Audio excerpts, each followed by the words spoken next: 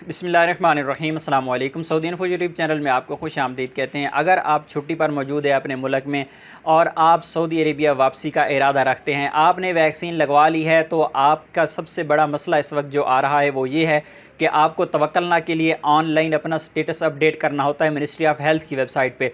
जब आप ministry of health की वेबसाइट पे जाते हैं तो आपसे वहाँ पर जो नंबर है, मोबाइल नंबर है, वो पूछा जाता है सऊदी अरेबिया का। तो अबशर वाला नंबर जो आपके पास ऑलरेडी था वो बंद हो चुका है, आपका अबशर बना ही नहीं है, या फिर आप पासवर्ड भूल गए हैं, या फिर तवक्लना आपकी आईडी ही नहीं है। तो आप ऐसी सूरत हाल में क्या करेंगे? इस तमाम मसले का जो हल है वो आप लोगों के लिए लेकर आया हूँ। तो स्टार्ट में ही आपसे रिक्वेस्ट करूँगा कि वीडियो को लाइक कर दें। लाइक करने में आपका कोई नुकसान नहीं है। चैनल पर नए हैं तो चैनल को सब्सक्राइब कर दें ताकि इस तरह की मज़ीद मालूमात भी आप लोगों को मिलती रहें। तो चलिए स्टार्ट कर लेते हैं। अगर आपने अपने मुल्क में वैक्सीन लगवा ली है और वैक्सीन के दोनों डोजेज़ आप लगवा चुके हैं, तो आपको सबसे पहले काम ये करना है कि आपको मिनिस्ट्री ऑफ़ हेल्थ की वेबसाइट पर जाके अपना स्टेटस अपडेट करना है। तमाम डाटा इन्फॉर्मेशन वहाँ पे देंगे। आप अपने पासपोर्ट की कॉपी अटैच करेंगे, अपना सर्टिफिकेट जो है वैक्सीन का वो अटैच करेंगे, और बाकी जो इन्फॉर्मेशन आपसे ऑनलाइन पूछी जाएगी वो इन्फॉर्मेशन तमाम की तमाम ऑनलाइन आपको देना होती है।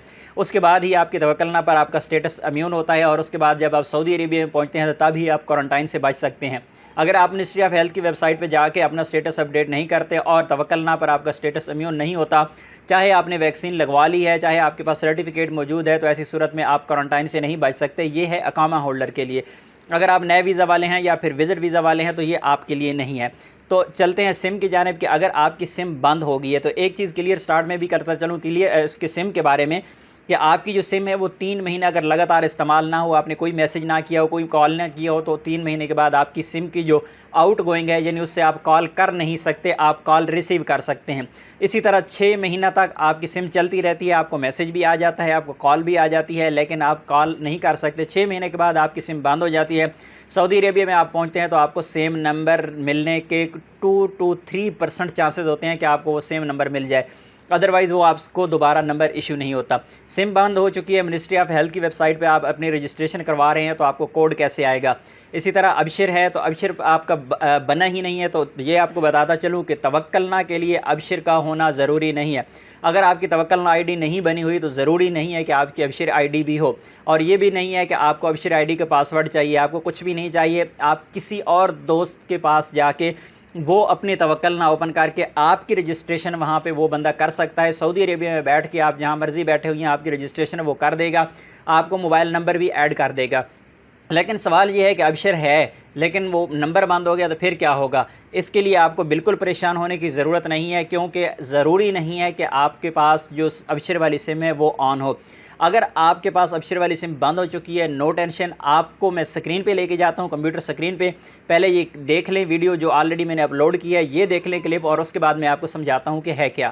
मोबाइल नंबर देने के बाद अब अलताली पे क्लिक कर देंगे तो आपके मोबाइल नंबर पर एक कोड भेज दिया गया है। वो आपको यहाँ पर कोड आएगा मोबाइल नंबर पे, और ये कोड आपने यहाँ पे दे देना है। और यहाँ पर अच्छी चीज़ ये है कि आपके मोबाइल नंबर पे भी ये कोड जाएगा, और दूसरी जानिब आपकी जो ईमेल आईडी है तो आपके ईमेल आईडी पर भी ये कोड रिसीव हो जाएगा।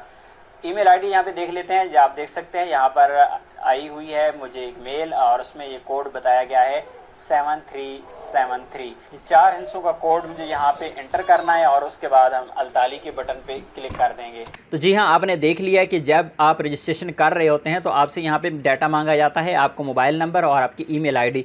ईमेल आईडी आप यहाँ पर कोई भी लगा सकते हैं, ज़रूरी नहीं है कि आपकी अबशर वाली आईडी हो। मैं पर्सनल एक्सपेरिमेंट कर चुका हूँ, एक दोस्त की मैंने यहाँ पे रजिस्ट्रेशन की है, और यहाँ पर मैंने उनकी ईमेल आईडी, उनको नहीं पता था कि अबशर में कौन सी लगी हुई है, तो मैंने अपनी ईमेल आईडी वहाँ पे डाल के, एक एक्स्ट्रा ईमेल आईडी मेरे पास थी वो डाली, वहाँ पे मैंने एंटर किया, तो मुझे उसी ईमेल आईडी पर जो मैंने टेम्परेरी वहाँ पे डाली उस पर मुझे कोड आ गया। वो कोड लेकर मैंने अबशर ये यहाँ पर मिनिस्ट्री ऑफ़ हेल्थ की वेबसाइट पर जाके उनका स्टेटस अपडेट कर दिया। तो ये एक बहुत ही ज़बरदस्त चीज़ है। तवक्लना आईडी अगर आपकी नहीं बनी हुई तो फिर आप सऊदी अरेबिया में किसी भी दोस्त से रिक्वेस्ट करें जो सऊदी अरेबिया में मौजूद हैं, वो अपने तवक्लना की आईडी लॉग आउट करके आपकी तवक्लना की आईडी बना सकते हैं बिल्कुल आसानी के साथ।